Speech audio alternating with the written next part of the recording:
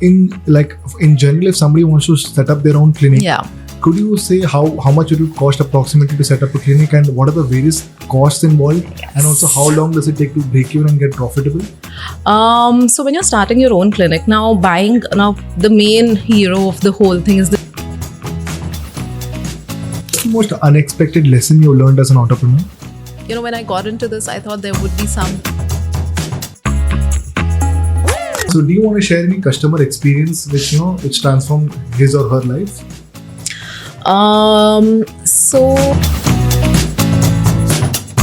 Hi all, welcome to the Strategic Pulse. I'm your host Sudarshan Praveen. Today we have another incredible guest, Dr. Haadiya Dabeer.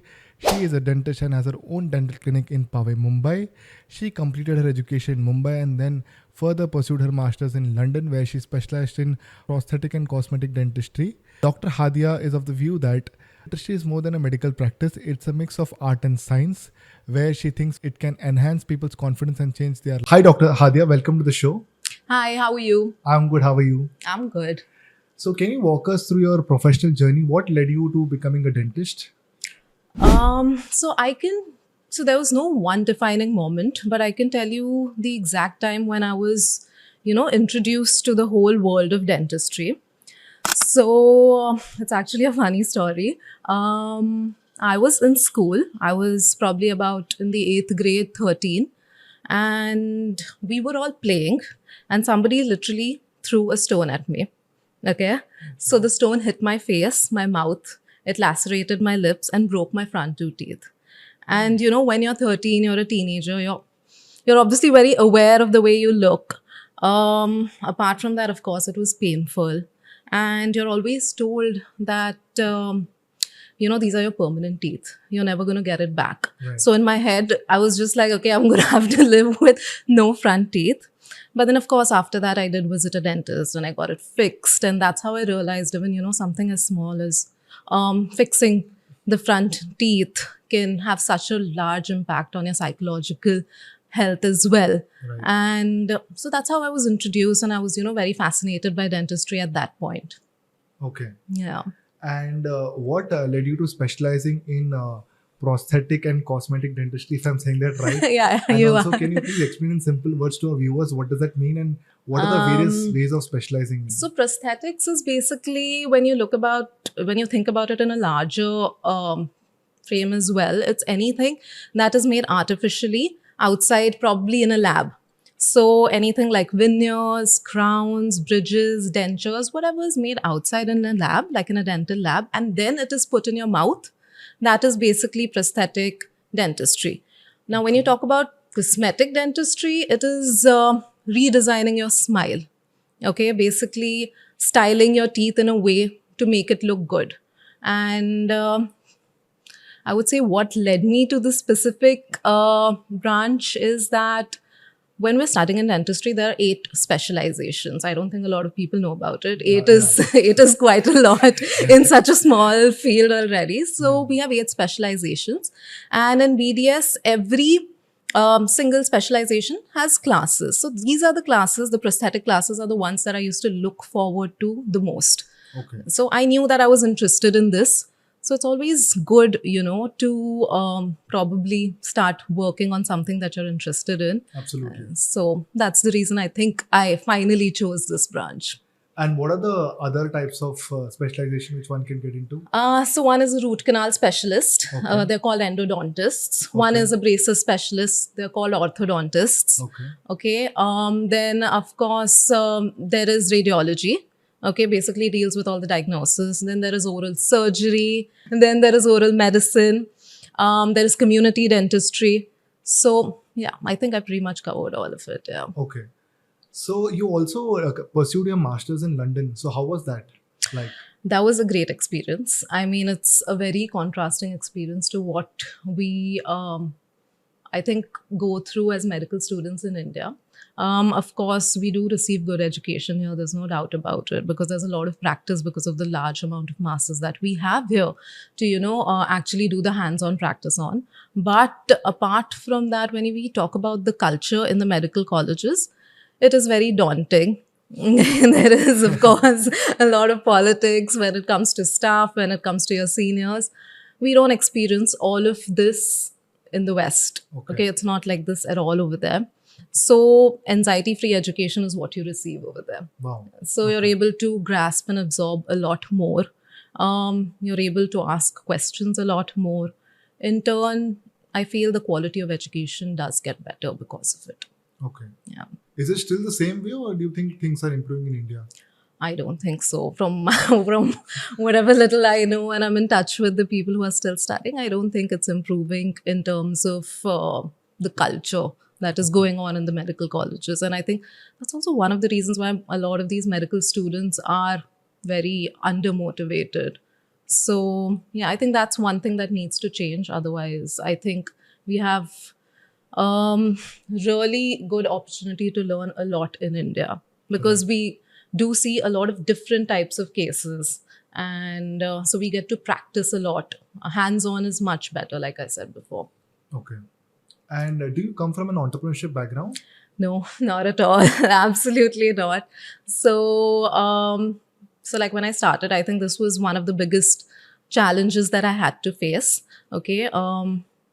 When you start your own practice, dentistry is something, of course, that I already know. That is one skill set that has been taught to me for 8 whole years. Right. That is something that I'm confident about. But starting your own practice is a whole other ball game, because there is so much of business aspect of it that nobody teaches you, not even for a second.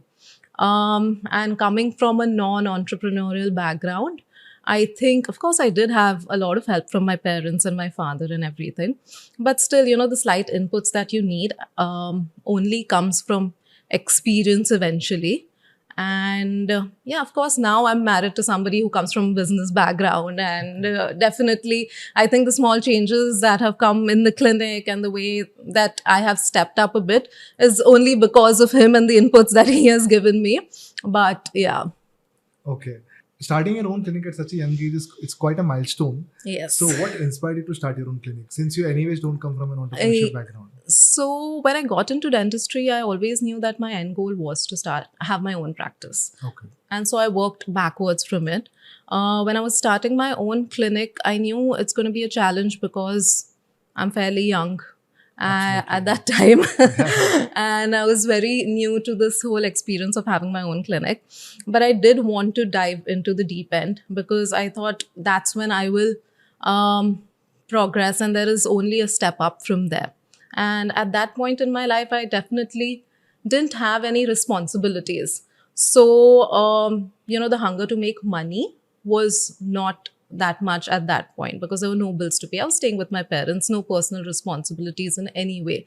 Right. So I just wanted to focus on doing good work. Absolutely. And I think good work is what eventually attracts people to your work and wants them to come back again and again to the clinic and get treated by you.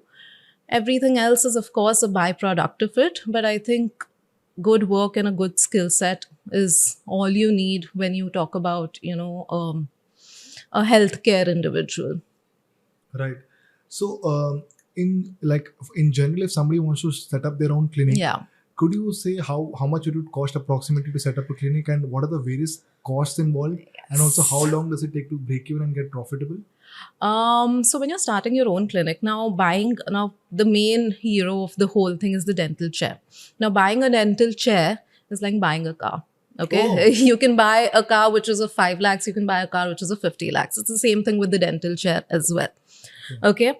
So, but if you want to start like a decent practice, okay, which is not too substandard, at the same time not extremely high end. When you talk about a decent clinic, I think 20 to 25 lakhs is good enough to start a clinic.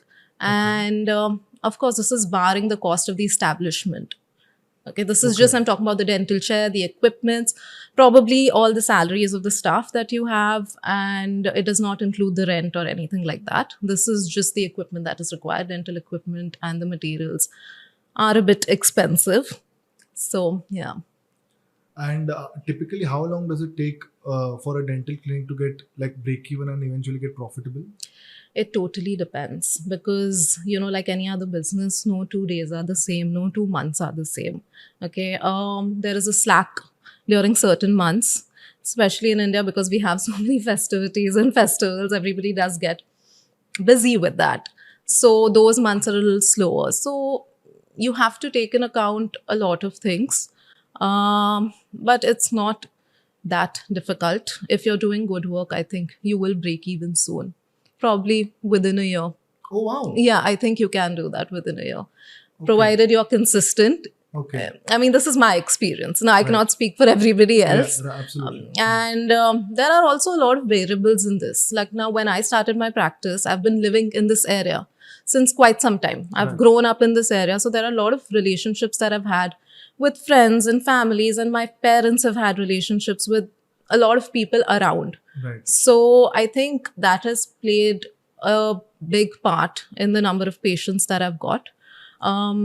So yeah, I've not done any kind of gimmicky marketing as yet. I don't want to say gimmicky, but some amount of the Instagram reels that I do see do seem like that. But what do you think, like as a customer and as a patient, when Right. you see these doctors on the reels, dancing and following trends, does that attract you to like go to their clinic? So me personally, no, because usually when you associate a image with a doctor, you don't see them Yes. doing all this. Yes. But having said that, I think nowadays people, to scale up their business, they are branching out to various ways to do it. Yeah, but I just So- want to know, like, does that actually work? I think it just helps create an awareness कि एक नया clinic खुला Yes, है, of something- course. yeah. And maybe if they're speaking about a particular topic, it does create awareness. I Yeah, get that. yeah. But do you click on it and want to go there? I want to see if that actually acquires patience, because that's something that I will learn from maybe, and then I should be doing. See, I personally don't, unless that video has some educational content, like you have Yeah. to brush a certain manner Yeah. or something about oral hygiene and Yeah. stuff, I will probably click on it. Yeah. But if just it's purely promotion, I will not. Yeah. And especially like you said, like even patients, right? They would prefer to go to their own dentist. Yes. Yes. Yeah, so they would not like to switch between various dentists. Yeah, I personally think word of mouth is the only kind of marketing Absolutely. that works for our field. Right. For any of the doctors or any healthcare provider, I think that is the best kind of marketing that works. Like tomorrow, if you come and tell me you had a good experience with this doctor or this dermatologist or whoever, Right. that's you, somebody who I have a personal relationship. I would rather believe you rather than a reel or something that I see on Instagram. Absolutely. So yeah, I think that's what I do believe in as of now. No, absolutely. I think this is one of the ways to go about it, and it brings genuinity in growth as well, and Yes. even their suggestions. Yes. What do you think about opening a chain of dental clinics? A lot of people get into this, and do you think it's sustainable? And Have you one ever been to any of the chain of dental clinics? Do you know anybody who's been to them? I have not been personally, but I've Yeah. heard that usually dentists like branch out eventually after one branch is successful. So, see, branching out, I do get, because the head dentist does visit. It is easy to visit, maybe 2 branches or 2 locations if they're in the same city or something like that. I know a dentist who has branched out in New York, LA, and Dubai, and he does take his private jet and visit all 3 locations. He Wow. does do that. Okay. But, so in that manner, you can maintain the standard of practice and give good quality service throughout your locations. But the ones that I've seen in India, that is the major issue. They're not able to probably give the same quality of service throughout all their locations. That is one issue. The other issue I would say would be that the dentists are constantly rotating. Okay, so the trust factor that you build with your patient is broken, Right. because every time you go, there's a new dentist over there. And I think that is one important thing in our line of work, that you have to build that trust, because patients want to come back to you. Absolutely. They don't want to come back to the facility, no matter how fancy you make it, no matter True. how, good you make the interiors and all of that. None of that is going to matter Yeah. if the patient does not trust you. So I think it is a very individual based business. So definitely these are the drawbacks with chain of clinics, because they're not able to maintain the same service throughout all their locations. Right. So at the start of our podcast, you mentioned that this usually brings a change to people's lives, and in Yeah. your own life, in fact, it Yeah. got you a lot of confidence. Yeah. So do you want to share any customer experience which transformed his or her life? So there was one patient who had come to me. She was a young girl, probably in her early teens. And whenever she would come, she was very conscious about her teeth. That was, of course, obvious in the way that she also used to behave. Every time she would laugh loudly, she would literally cover her mouth. She would smile. She would smile without her teeth. Like her upper lip would literally shiver trying to cover her, teeth. Right. So the issue was that she had congenitally missing lateral incisors. Basically, it's a birth defect where two of her front teeth are missing. She's not born with it. So there was like a lot of spacing and a lot of, the teeth which were existing were very wide. So we had to do smile designing. We had to use a lot of pink porcelain to, give that I'm trying to not speak in, very technical terms. So give that contour to the gums. And that basically transformed her life in a way that she was so confident after that. She was so happy. I could literally see her. There was a change in her entire demeanor. And yeah, of course, that is one. Apart from that, I think I want to share your experiences as well. Yeah. So when you came in for Invisalign, I remember. So these kind of changes you don't see in the very next day or in the next appointment. Right. It happens over time. Right. Okay. So when I saw, of course, it takes time for the teeth to get aligned. But Right. 6 months after that, I saw a change in your entire personality. You were fitter. Yeah. You seemed more confident. Yeah, that's true. And you seemed more happy in Yeah. your entire being. So, That's true. like a small change can actually affect all different aspects of your life. Right. And yeah. Yeah, I'm definitely grateful for that. It has changed my life too. So I also wanted to ask you, what is the most common concern do people come to you for when they visit your dentist? Like, So I still feel like because people do neglect their teeth, a lot of people come to me with pain. Okay, pain is one of the maximum complaints that I have. Now, when you have pain, that is probably like the last stage that your tooth has reached and it probably needs a root canal or an extraction. So that is one of the most common complaints that patients come with, because all this while they have neglected their teeth, and then that's the last resort. You cannot live with dental pain. absolutely. Because dental pain is one of the worst pains that your body can experience. So it has to be taken care of only by a dentist. You cannot sit on it with painkillers or anything like that for a very long time. And so, yeah, I think that is one of the most common reasons why people come to me. Also, because of the Instagram world, everybody has the vanity is a major issue now. So, of course, if there is something in their smile that they don't like, then they come to me for that as well. So these are the two main reasons. So the majority of your patients, do they come for dental hygiene purposes or do they come for beauty purposes? I think it's 50-50 now. Like I said, because Instagram has entered our lives, a lot of patients come to me and they tell me, doctor, I noticed how bad my teeth are when I took a photo, when I took a selfie. And in that, they start realizing how bad it is. So that's when they come to me as well. So it is 50-50. Okay. Yeah. Do you have any funny or unexpected moment with the patient which you would like to share? So something funny would be once I had a patient come to me, and a lot of people, usually you expect them to have dental anxiety. As soon as you say dentist, they obviously assume that there's going to be a lot of pain, and so they're going to be uncomfortable. But this patient, he had come to me and he sat in the dental chair, and it was a root canal procedure. He sat in the dental chair. He was like, okay, the chair is comfortable. Okay. After that, I started doing the root canal, and in between, I do take breaks, right, to do something that I need to behind the scene. And he had fallen asleep. He had completely fallen asleep, and he was snoring loudly. After a point, of course, I had to wake him up because I had to complete the procedure. But that was funny. Okay. Yeah. And have you come across any patient where they asked you a very funny question or something which is unusual? So there was something unexpected once, not once, a couple of times that I've gotten from a lot of patients is that, doctor, you're charging so much, even though you finished this in like 20 minutes. So the thing is that they don't see that I have studied for 8 years, worked so hard and, practiced and have this experience of many, many years to be able to do that in 20 minutes. So and also invest in your infrastructure. yeah, no, of course, that is another thing altogether. The business part of it is completely separate. Right. But to be able to do something with so much ease and the same precision in a small amount of time, that means that you have studied quite hard and you have had that experience for so long.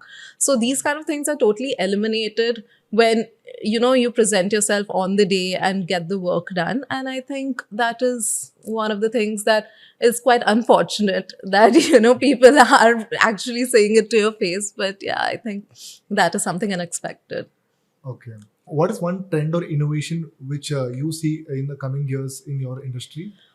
One of the major things is the regenerative dentistry. Right now, teeth don't have the capability to heal themselves, right? So any tooth structure that is decayed or any tooth that is lost, you're not able to regenerate it in any way. But I think in the next probably say 10 years, there are going to be biological therapies which are probably going to help some aspect of the tooth to allow it to heal itself, to put it in simple words. But I think that is going to take a lot of research and a lot of time to finally come to a conclusive therapy. But I think that is one innovation that is definitely going to be there.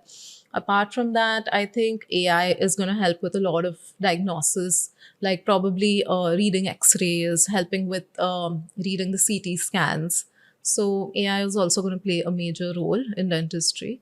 And dentistry has always been going hand in hand with technology. So as the technology advances, I think dentistry is also going to advance in a similar manner. Wow. And something which is exciting you right now, presently, any trend or innovation? I think would be the digital impressions. So I don't know if you're aware that, impressions usually are taken with the rubber-based material in trays, right? But digital impressions are free of all of that. It's just a scan. It's like a small probe that we run around the teeth. And we have like a photographic map of your teeth with us then. And then the dental models are 3D printed after that. So I think these things obviously increase the precision, the efficacy, also reduces the chair time. So these are the kind of innovations that are going on right now, which are definitely helping the dentists and the patients a lot. Okay. What's one misconception about your industry which you would want people to know? Like, you want to clarify me? That there is no pain associated with dentistry anymore. Dentistry is pretty much become pain-free right now. You tell me, you've come to me 100 times and you've been so many times to the clinic. Be honest, what is the magnitude of pain that you've experienced on a scale of 10? Yeah, I think not more than 5 for sure. Yeah. That's so major pain is already eliminated because, of course, we give local anesthesia. And apart from that, I think dentistry is pretty much pain-free now. Yeah, and also my pain tolerance is quite low. So if I'm saying 5, it's probably 3 or something. Yes. Yeah. So what's one surprising thing about dental care which you'd want again people to know? Surprising thing about dental care would be that something as simple as brushing your teeth the right way is going to improve your oral health by 50%. Most people, firstly, are not brushing twice a day. Then even if they're brushing, they feel like, the harder they brush, the cleaner their teeth are getting. But that's not the case. You just have to brush the right way, because the harder you brush, it's probably going to remove the layers of your teeth. Okay. And it's going to look more yellow because the second layer of your tooth is yellowish in color. So that is going to shine through. And that's why it's going to look more yellow. And then they come to me and they say, I brush my teeth really hard and I brush it 2 to 3 times a day. Still they're looking yellow. So that's not the right way. I mean, it's a part of your body. Be gentle. Don't be so hard on it. So yes. Okay. So also running your own clinic requires a lot of balancing, right? You're also a dentist and also you're an entrepreneur. Yeah. So how do you balance those roles? So, when somebody asks me, what do you do? Of course, it is dentistry that I practice. But I think that is just one aspect of what I do and probably the easiest part of what I do. But managing the business side of it is definitely tough, especially when you are a healthcare provider. The business does take a step back because you always want to do what's right for the patient. Yeah. Absolutely. You don't want to look at the business aspect of it. You're not going to suggest a treatment based on how much it's going to cost and what kind of Gains you choose. yes, Yeah. yes. So we cannot have those kind of like what do you say, Business acumen with patience. yes, Yeah, exactly, absolutely. exactly. So I cannot look at it from a very entrepreneurial point of view. Yeah. So I mean, it's a very tricky situation when it comes to that. Okay. So what's the most valuable lesson you've learned over your 10 years of experience in the industry? I think when it comes to a profession like mine, I think there's no replacement for hard work. Okay, your work is going to speak for itself, and no matter what other things that you do around your work, none of that is going to matter if you don't do good work. Okay, so there's no replacement for hard work and consistency. Even on the days when I didn't have any appointments, I would be there at the clinic. You have to show up because there's something or the other you will be needed for. It is like your second home. There is something or the other that you need to take care of, even if it's not a patient or a procedure. So I think showing up and working hard and being consistent, this is something that is always going to help you. Okay. What has been your first big milestone in your life, and how has it changed your perspective after that? Like in my career. Yeah, in your career. So I think when I upgraded my clinic and moved to a new location, which was a better and a bigger location, I think that was one milestone. And of course, I feel like that was a big jump for me. And yeah, and it has only been, I think I'm thankful that it has only been great after that. Okay. And you shared this professionally. Would you like to share personally as well? Personal milestone. Like I'm trying to ask from a perspective that how did it change your perspective about life? Perspective about life would again be that, that things eventually do work out. When you start a business, there's so many anxieties that are associated with it. You feel like, who will come to me? What is going to happen? But then all you have to do is be consistent and show up and work hard. And then eventually things do fall into place. So, are there any key factors that one should look into for turning their vision into a successful business model? Key factors, like I think I already mentioned, I think hard work and consistency, these are the two things that have worked for me. And especially for the kind of business that I am in. And you also have to be honest. I think honesty is a big part of our field. If you work on a patient and you treat the patient like your own family member, and you always, before doing something or before suggesting something, if you think that, would I be doing this on my own parents or any of my other family members, that's when I think you will do good work, you will do honest work. And I think if a lot of healthcare providers follow this across the world, Absolutely. then I think the patients will automatically start trusting us more, because I think there's a lot of fall of trust that I've seen has been happening over the years. People don't trust their doctors a lot. There are a lot of questions being asked. There are a lot of people go home and verify it with Google if what my doctor has said is right. Or sometimes they Google the symptoms and then come to you. So then it's a lot of, I think it's a two-way street. It has somewhere stemmed from our profession itself, where people have not been doing honest work, because of which these are the kind of repercussions that we're facing. But yeah, I think if you do honest work, it does pay off. Okay. Have you committed any mistake along the way which others can learn from probably and avoid? So when it comes to the business part of it, I felt it was very difficult for me to delegate work. Okay, because I would always feel at the end of the day, it's my name which is out there on the board and I'll be held accountable. So I wanted to personally do every small little thing. Okay, sometimes I would be, even like dusting certain parts of the clinic, which I think is not right. You have to learn how to trust people, delegate work. Otherwise, you will burn out at the end of the day.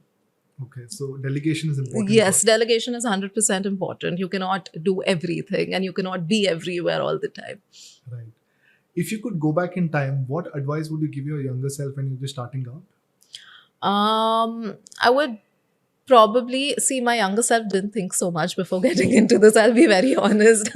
Right. Yeah, I just went ahead and did this because I had a lot of support from my family. And apart from that, I did feel confident enough about my work. The challenges that I faced, I learned through on the job. I had no idea that this is what is going to be happening, but I was definitely anxious. So the anxiety part of it was something that I probably would want to take away. And yeah. And if not becoming a dentist, what would be an alternative path which you would probably choose? So I do believe that dentistry is, it's a very creative field. There's a lot of art to it. So if not dentistry, I'd probably be, painting somewhere and enjoying life. Okay. But yeah, that's any of the other creative fields I would definitely be interested in, and I would be doing that. Okay. And typically, what kind of repeat customers do they come to your clinic? I think it's pretty high. Yes, repeat customers are pretty high for me because, again, I'm not doing any other kind of marketing, right? Like how I mentioned before. So probably 70% would be repeat. It's quite a high And in number. general, as a benchmark for a new person to start, how can he or she measure that they're going the right way? I think these are the small things by which you do realize that you are doing good work. And during the follow-ups, maybe not an immediate follow-up, maybe like a 2-year follow-up, a 5-year follow-up, when you see that your work is still there intact in the patient's mouth and they don't have any complaints, that is something where you do realize that you are on the right path. Okay. What's the most unexpected lesson you learned as an entrepreneur? Unexpected lesson that I've learned as an entrepreneur would, when I got into this, I thought there would be some sort of a standard that I would expect from the money that I'm making every month, but there is no standard. No 2 months are the same. It is very unexpected what you're going to make today, what you're going to make tomorrow. So the graph is quite varied, at least initially. After a point of time, it does stabilize a bit the more you start doing it. And yeah, I think that was quite unexpected for me. Yeah. So how does one manage during tough times, and how to stay resilient during those times? So, when I started, I had to, I think in the second year itself, I had to face the whole COVID phase. Okay. And COVID was very difficult because, of course, nobody was coming to such a close contact profession. We had stopped all elective procedures. We had to do anything that was only emergency based. And that also the protocols of which were introduced much later, say 2-3 months into the lockdown. And when that happened, I knew that I had to go because I had to make rent. That is one thing that I knew, that I was aware I have to do this. So I couldn't completely stop working. So in spite of, going through the whole lockdown and being scared of what's going to happen, because eventually I had to go back home to my family. I didn't want to take something back with me. So yeah, I did start going to the clinic, and I didn't call no assistance, no help, nothing. I would do everything by myself. And I think that is one thing that has taught me a lot, that even if I'm thrown into the worst case scenario, I think I will survive and I will float. So I think, yeah, COVID has taught me a lot professionally. I think COVID has taught a lot of people a lot. Yes, that's true. Do you want to share anything unexpected about your journey to the viewers which they probably don't know about? Unexpected about my journey would be probably the fact that, everybody kept saying that, you're investing so much money, you're starting your own setup right now, you're still so young, you don't know where you're going to be in the future, you don't know which city or which part of the world you're going to get married into. I would say these kind of parameters should never decide what one wants to do with their profession. If you feel like you are at a stage where you want to work and you want to do good work and you're confident about it, the other personal life factors will eventually fall into place. And I think any sort of work you're not going to regret it. It's always going to help you in your life. So I would say don't let any of these factors ever stop you from, starting your own business or starting your own clinic. I would say that. Okay, that's very nice to know. What's one piece of advice would you give to somebody who's starting their own venture? One piece of advice I would give is again, focus on your work. Make sure that you are doing the right kind of work, you're doing the ethical kind of work, and that is what is going to help you succeed, because at the end of the day, our product is our skill set and what kind of the kind of experience that we provide to the patient. If we provide the patient with a good experience, they are always going to come back. And when you talk about the clinic and the equipments and everything else, those can always be upgraded with time. But the kind of work that you do is something that's always going to speak for itself. Okay. What's one dental myth which you'd like to burst?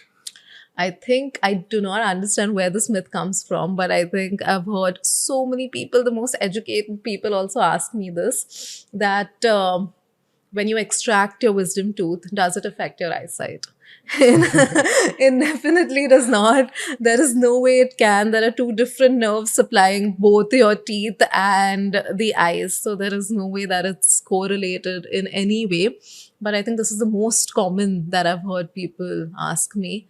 Another one is when you get cleaning done, that is scaling your teeth. They ask if, we're going to be scraping the layers of the tooth. So again, that's not true. The teeth are not going to move. Nothing is going to get shaved off, because what we use to scale teeth with is an ultrasonic tip. It has no ability to drill the tooth in any way. So, yeah. Okay, so where does the name wisdom tooth come from? I think the name wisdom tooth comes from the fact that this is the only tooth that comes much later in life, after the age of 18. So I think people believe that after the age of 18 you will be a little wise. So that's why the name wisdom tooth comes from there. Yeah. Does it come to like everybody, or like So from the age of 18, any time in your life, it can erupt. Certain people, you can actually see it in your mouth if there is a little bit of space. Most people don't have space for it. So that's the reason eventually it starts troubling the person, and then you have to remove it. Okay. What's your favorite dental tool and why? I don't have a favorite dental tool, but I can tell you a procedure. Okay. Sure. So, of course, my specialization is in veneers, and I love doing that because I love designing the smile, and I love to see how the patient feels good about the way they look and how confident they become eventually after that, the whole journey, the psychological journey of the patient. And a lot of the procedure of the veneer involves creativity and art. So I love, incorporating that in it as well. But apart from this, there is one strange thing. You can cut this out if it sounds too weird. Okay. Or I think I've discussed this with a lot of my colleagues as well, and they feel the same way. After extracting a tooth successfully, the kind of satisfaction and the high that we feel is very similar to that, after going on a roller coaster. So a lot of people love tooth extraction as a procedure, because you feel great if you've removed a tooth successfully and, in one go. So that is one thing. I mean, you can cut it out. People will get scared of dentists after this. Please cut it out. No, this is good to know. If it's too dark, just cut it out. What's one dental habit which you wish people should adopt, like besides probably brushing their teeth twice a day? I think flossing. Okay. A lot of the cavities do develop between two teeth, because if you don't floss, 30% of your tooth surface is not getting cleaned. So I think flossing is something that everybody must do. It has to be a part of your routine. And there's also like a myth that flossing probably increases the gap between your teeth. Is that No, true? that's not true. Maybe if you are not flossing the correct way, if you're literally like sawing the gums, then it's going to cause gum bleeding and it's going to affect your gums. You have to floss the right way, and it's not going to increase the gaps between your teeth at all. Okay. So what's your routine like outside of work? So Monday to Saturdays, I work 6 days a week. My routine, like outside of work, is I wake up, and then after that, I do spend a little bit of time over coffee with my husband. Then he leaves for work. Then I do my workout. Then my clinic hours are from 11 to 8. I am there throughout the day. And after that, I do come back. I have a bit of downtime. I have dinner. I watch something probably on Netflix. Recently, I've gotten into Lego quite a bit. I love Lego.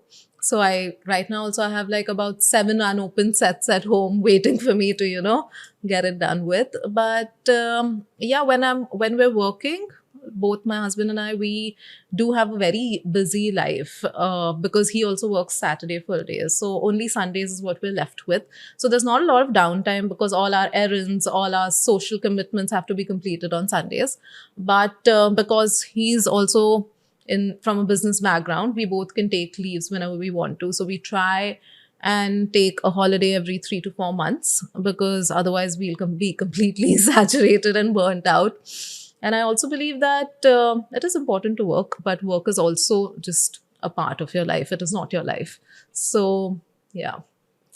And what's the craziest do-yourself kit or hack which you've seen online? All the home bleaching kits and the home bleaching strips and people making their own concoction at home trying to bleach their teeth. I think it's very dangerous because it can cause chemical burns and it's definitely not okay to do it at home. Okay. Like other professions, they have a certain time of the year where it's pretty busy or it's high pressure work environment. Yeah. Is there something similar in your field as well? No, we don't have anything like that. But okay, when we talk about end of the year, when there is wedding season and when there is the holiday season, of course, the number of aesthetically related cases do become high. But yeah, that's the only thing that we can predict. Apart from that, there is no particular month where I would say it's really busy or anything like that. It's totally unpredictable. But is there any high pressure like work environment in a specific type of patient's case or?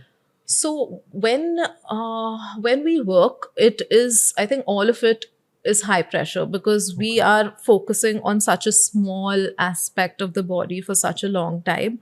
And that requires a lot of precision, that requires a lot of concentration. So most of the procedures are high pressure because of that. You have to be tuned in completely. And yeah, I think you need to be focused. And every day is game day in that sense. Yeah. Do you have any quick hack for fresh breath or white teeth or something? So, the commonly asked question. When we speak about oral health and just general good teeth, I wouldn't say there is any hack that can fix your teeth or fix the oral health in one go. It is something that you have to invest your time in. Okay, it is like working out. You will see results when you are consistent with it. Having said that, of course, the general oral hygiene, you have to make it a part of your routine. Twice a day brushing, twice a day flossing, and the diets, various factors that play a role in what kind of fresh breath or good oral health that you're going to have. But there's no quick hack. There is no quick hack. Do you additionally also want to share any another unique incident with your customer? So, since I've moved to the new location in Galleria, there are a lot of walk-ins that I get. So, initially I used to work on appointment basis, but definitely I do take walk-ins if I'm there, of course. So, there was this really old uncle who came in and, whatever, he filled the form out and he said he just wanted to do a general checkup. So, he came in, he sat on the chair. And then he started rolling up his pants. And I was like, what is happening? So he was like, my knee is hurting. I was like, no, I'm not that kind of a doctor. I don't know anything about, your bones and joints and knees. I'm not an ortho. Right. So he was like, but you have studied medicine, so you must be knowing something at least. So please help me, give me. And I was just like, no, I can only help you with your teeth. And he was like, no, you have to help me. You have to prescribe me something. So, finally I got fed up because he was, like 70 years old. There was no more arguments that I could do with him. Finally prescribed him a paracetamol. I charged him for the consultation and I sent him home. That's all that I could do. So yeah, that was quite funny. And I never thought I would be prescribing paracetamols. And do you also want to share any role which you do as a dentist which you probably don't like? is speaking about the monetary aspects of the treatment. There are a lot of patients who bargain a lot with you because they have talked shop across different clinics, and then they come and they compare and they say things like, I have been charged this much over there, or this is how they've quoted me there. Why are you charging so much? So it's very difficult to explain. Firstly, I don't know what to say.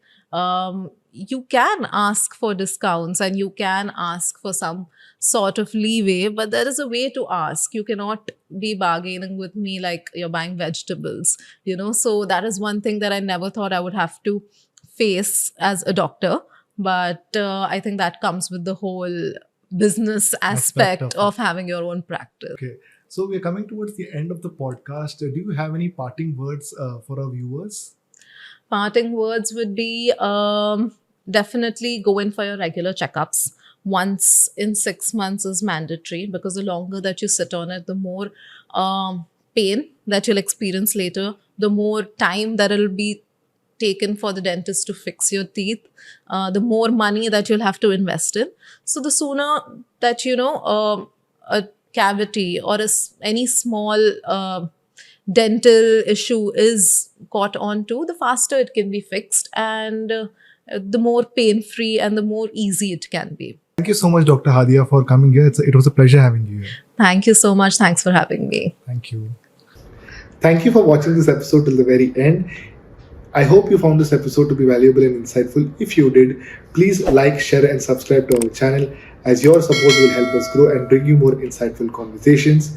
We would love to hear from you. Please share your takeaways from this episode in the comment section below. We are welcoming entrepreneurs from all walks of life. If you or someone you know would like to feature as a guest in our podcast, then please fill the Google form as seen in the description below. We will reach out. Thank you. Don't forget to like, share, and subscribe.